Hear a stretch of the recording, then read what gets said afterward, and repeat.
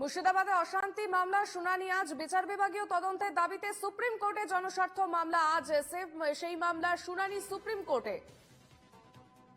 মুর্শিদাবাদের অশান্তি মামলার শুনানি রয়েছে আজ এবং বিচার বিভাগীয় তদন্তের দাবিতে সুপ্রিম কোর্টে আজ জনস্বার্থ মামলা এবং সেই মামলার শুনানি রয়েছে আজ সুপ্রিম কোর্টে।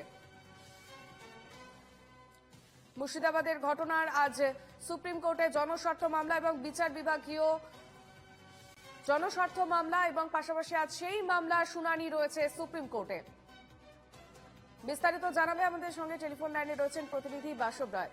বাসব, হ্যাঁ, মুর্শিদাবাদে যে ঘটনা ঘটেছে 2-3 দিন ধরে হয়েছিল, এখনো মুর্শিদাবাদের পরিস্থিতি সম্পূর্ণ স্বাভাবিক এটা বলা যাবে না।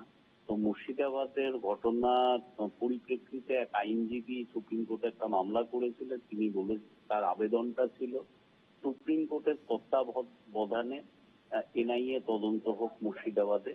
তো সেইটা নিয়ে পরে আমাদের যিনি প্রধান বিচারপতি জাস্টিস সঞ্জীব খান্না, তিনিও ওয়াকফ আইনের অন্য একটি মামলায় মন্তব্য করেছিলেন যে এই আবেদনটা আমরা দেখেছি, এ বিষয়ে কিছু একটা করব।